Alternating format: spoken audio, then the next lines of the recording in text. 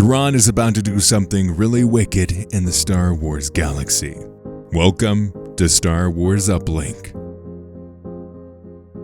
Ahsoka is taking what we know of in the Star Wars universe and galaxies now and shaking it up a little bit, bringing in pieces from all of the Star Wars movies and combining them into one show. While I understand the concerns and criticisms around possibly just being a fan service-filled show, I think there's something a little bit deeper here. I think what Dave Filoni is ultimately going to do in Star Wars is set around bringing everything within Legends. If it's just a bit here and just a bit there, he's bringing them all into this one show to set the foundation and show what can be possible before bringing it into the future.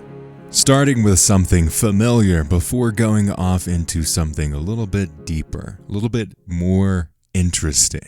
Well, I would say we didn't get enough Thrawn, in my personal opinion, or enough time to really soak into what kind of a villain Thrawn is. I do think there's some interesting things that he set up for. Thrawn is a very hard character to just nail down. He isn't powerful, he isn't cool, he isn't whatever we consider to be a quote-unquote normal villain. He is more analytical, he is more internal, and he's more discerning than any villain that we've ever seen in Star Wars. He has his own plan, he has his own agenda that's beyond long live the Empire. He's bringing something that is really unique to Star Wars that we've only seen in the books up until this point. And, Rebels Season 4. So what did Thrawn actually accomplish? He kind of started back to ground zero, but I think something really special that you may not have noticed was the significance around the cargo that they're bringing back from that planet. It's the whole point on why Thrawn is looking for as much time as he possibly can. He's not looking to defeat Ahsoka or Sabine or Ezra. He's looking to delay them. He's looking to get enough time for him and the rest of his crew to get off of the planet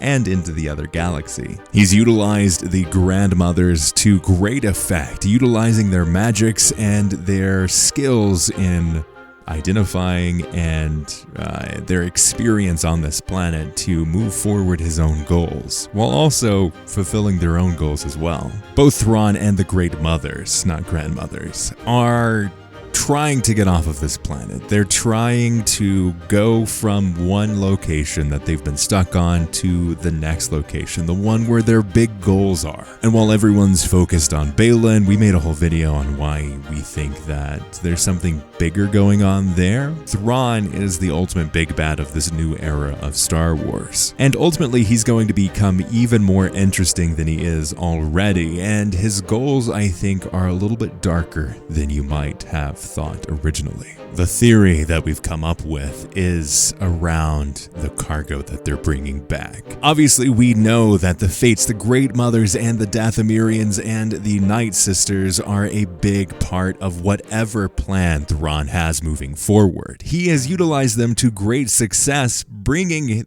their skills and his strategy together to bring them off of the world with him. There's something deeper there. There's something. He utilized the Great Mothers into giving details probably to Pellaeon as well as Morgan Elsbeth. He has been stuck on this world and in this galaxy for 9 years and has had a lot to think about and a lot to discover on this world. And clearly there was a strong Night Sister focus on this planet. This was the original origin of the Night Sisters and what we know of as these magical, mystical, dark side users that have a lot more power than we probably expect or think they do. I mean, they can literally bring back the dead. It's crazy, which this theory carries over even more so.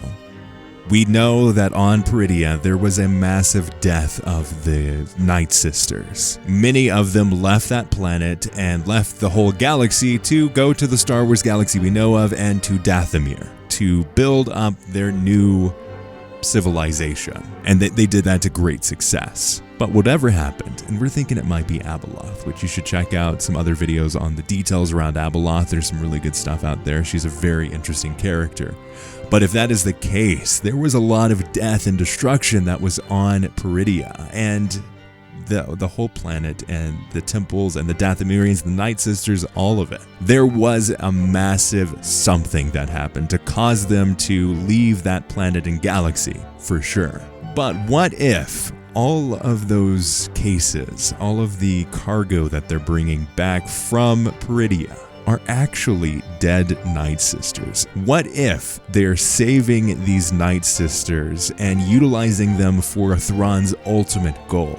It has to be something. The cases themselves, the cargo that they're carrying, are very coffin-esque. It looks to be about the size of a body. So what if they're trying to bring this old guard of the Night Sisters, ones who may have experienced something even more powerful than anything in the Star Wars galaxy? What if the ultimate goal there is to bring in these very well experienced Night Sisters and utilizing them in Thrawn's ultimate war?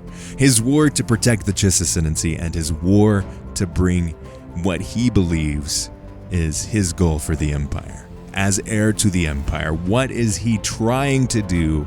And I think a lot of it is going to be around utilizing the Night Sisters, utilizing the Great Mothers, and the powers that they have. We know Thrawn has something big. He's working on something much bigger in this galaxy. He's had 9 years to plan this, and it's not just a coincidence that it took this long for Morgan Elsbeth to hear him. He was utilizing that time, utilizing this strategy, one, to rebuild the Chimera. Another is to develop his team even further. He lost a lot of them, but the ones that are here now are the most dedicated, the ones willing to sacrifice themselves for Thrawn, to die and then get reborn through the Night Sisters' magic. These are the most dedicated soldiers you can ask for, and he is bringing something even bigger into the Star Wars galaxy, something outside of it, something that we probably have never seen before, and leveraging that to great success, what I expect to be great success. He's going to be a much bigger threat in the Star Wars galaxy than you can ever think of. The strategies that he's had after that much time to build up. He doesn't know what state the galaxy is in. He's been away for 9 years. He doesn't know what he's getting into on that perspective. But he does know and has a pretty good chance for predicting what could happen. So I think there's something here that is much deeper, and I think he's going to be utilizing the Night Sisters and the Great Mothers and probably housing himself in Dathomir because it's quite far out there. It's desolate. There's limited resources, but there are enough to survive. And the flora and fauna are very dangerous, as you see in like Jedi Fallen Order and basically every example that you have with Dathomir. So there's something bigger going on there. Let me know your thoughts though on what it could be. What are your thoughts on possibly dead Night Sisters coming back from the dead to wage a war on the Star Wars galaxy? Let me know in the comments below. As always, thanks for watching. Check out our podcast and may the Force be with you.